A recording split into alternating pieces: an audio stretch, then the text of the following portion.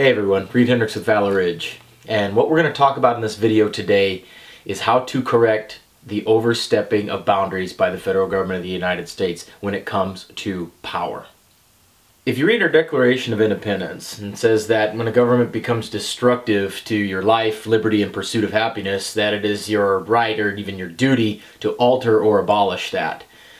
Preferably we could alter that, and using the altering process that's provided to us under our supreme document in this country, the Constitution, we can amend the Constitution.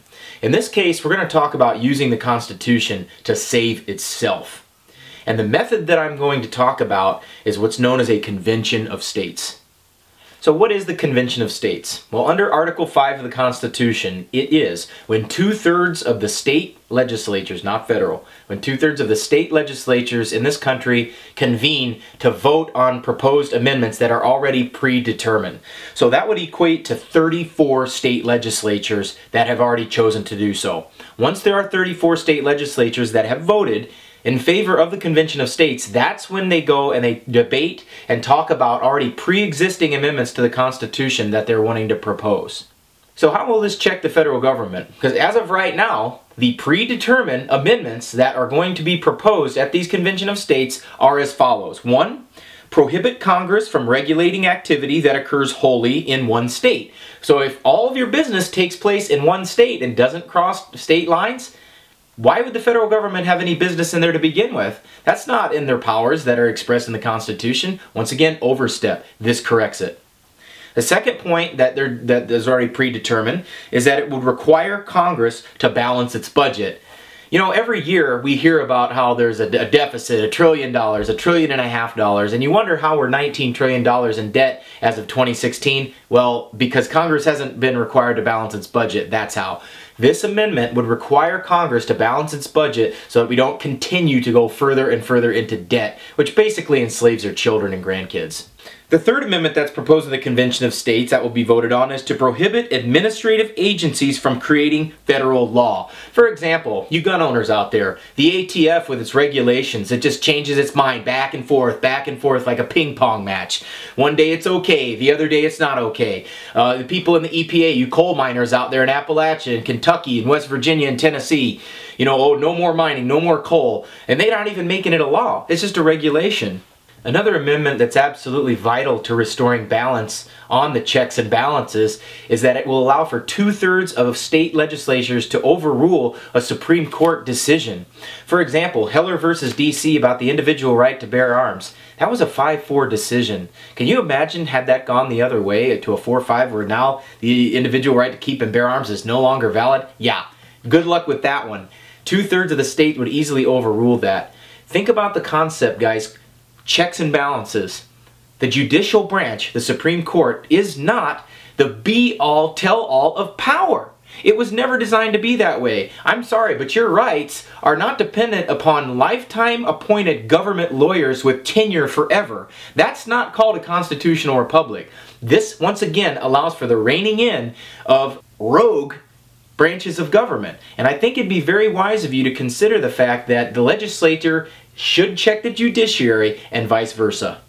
Another amendment that is going to be proposed during the Convention of States is that it would require a 7-justice supermajority vote for U.S. Supreme Court decisions that invalidate a constitutionally Republican enacted law. In other words, Congress. If Congress passes a law by its people, it would require 7 justices to overturn that if they thought it was unconstitutional. So once again, no more 5-4 decisions, no more of that stuff. All right, no more of that. And this becomes increasingly important given that Justice Scalia just died, one of the most constitutional-minded guys that there was. If you consider that and you contrast him with someone like Elena Kagan, who's never been a judge before, her opinion was just as valid as his. Yeah, I don't think so. Let's start requiring consensus at the Supreme Court if they're going to invalidate laws. This next amendment, folks, that's being proposed to the Convention of States is, in my opinion, the most vital and important one out of all the bunch. Because this would save our republic. This would save us and check the federal government. And that is that this amendment would limit the federal government to the expressly stated powers in Article 1, Section 8. For all of you out there that followed Ron Paul, for all you guys out there that have read the Federalist Papers, for all of you guys out there that know that the Constitution was to be strictly interpreted, this is your amendment that you're going to want to do. This would limit the federal government to those 18 specific powers that are limited in Article 1, Section 8. No more overreach. No more stepping inside state boundaries. No more getting into your personal lives. This would restore state sovereignty by itself. This is by far the most important one. And this is one of those amendments, the most important amendment, that is going to rein in the federal government at the Convention of States. An eighth proposed amendment in the Convention of States is that it would give state officials the power to sue in court when the federal government oversteps its boundaries. How do you like that one? When the federal government oversteps, states have the power to sue in court and actually have a chance to win. You know, as of right now, you can't sue the federal government unless it allows you to sue it. Boy, how'd you like to play poker under those rules? I'll tell you guys, this one's important as well. Once again, stops overzealous bureaucrats from getting into your lives, stops that overreach. And last but not least, this allows for a 2/3 of the state vote that can override a federal law or legislation.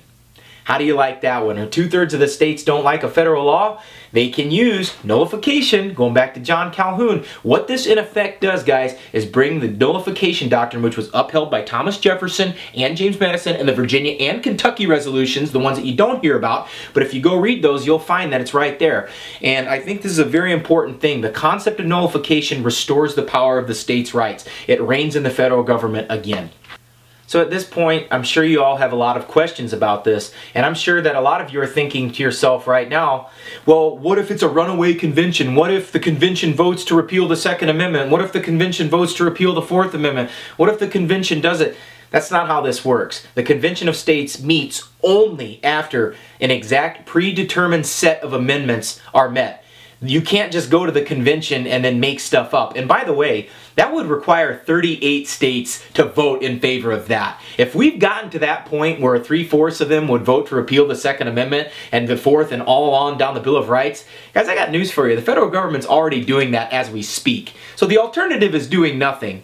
This provides a truly constitutional republic method, as stated in Article 5, in order to do this. There's not a danger of a runaway convention. It can't meet unless all the states agree to those points that I talked about right there. They can't just go there and say, okay, we're going to do away with free speech today. The convention would be over. All the delegates walk out. Okay, another benefit to the convention, if you have a question, would be, well, what about states like California with massive populations, or New York State with a massive population? I live in Wyoming. I live in, Delaware, a small state. Here's the cool thing about it. The convention is not dependent upon population. Each state gets one vote. So in other words, California's vote matters the exact same as Wyoming's. One state, one vote. And here's what's cool about it. It doesn't matter how many people live in that state. So if you think all of the states across this country, the ones that are horrifyingly oppressive, their votes get washed away with states that are not. Another question we get is, how does a state pass this? Well, they pass the Convention of States the same way that they do any other law. It has to pass the state house, it has to pass the state senate, a governor has to do it. Tennessee recently did it. We're one of 5 states that recently passed this. So what can you do to help bring this about? Well, I've got links in the description box below. All you've got to do is type in where you live, and it'll bring out your state representative, and it'll give you a link to contact them. Get involved with this process, guys. I can tell you, I contacted my representatives, my state senators. They did it. They voted in favor of it. Tennessee has just passed the Convention of States. All right, our application is done, finalized. We're in there. There are so many states that are this close to doing this. And for all you guys out there that are worried and concerned about the overreach of the federal government, this is the last peaceable means of doing so. Without this, if you think the election is going to matter, the federal government's not going to check itself. It never has. It never will. If you think going out and kicking stuff off is going to do it, I got news for you. We still have a peaceable means to do this left. All right? This will take a long time. It will take at least a year, if not 2 years, to do this. But what is the future for your children and your grandchildren and even yourself worth to you? Are we going to be viewed as the generation that let these rights sweep away into the dustbin of history? Or are we going to be seen as the people that used The genius method of Article 5 that our founders put in the Constitution for this very purpose, the one that Thomas Jefferson said should be used to correct breaches of the Constitution. If you're a Republican, a Democrat, or an Independent, there is no doubt, doesn't matter who's in the White House, that I think it is safe to assume we can all agree that there have been serious and wanton breaches of the Constitution by the executive branch, the judiciary branch, and the legislative branch of government. I ask you to take all of your party politics aside. Stop worshiping the cult of personality and power, and get back into your God-given rights and get right back into your inherent rights as a human being living in this country, and let's seriously rein in the federal government to where it was originally designed to be, limited to those 18 powers in Article 1, Section 8. Please share this video. Please do more research into the Convention of States and get involved. I am entreating and imploring each and every one of you to do so. The future is very bleak if we sit by and do nothing. The future is indeed very bleak for the freedom of all mankind if we sit back and do nothing. If you're like me, it hurts waking up every single day realizing that you're less free than you were the day before.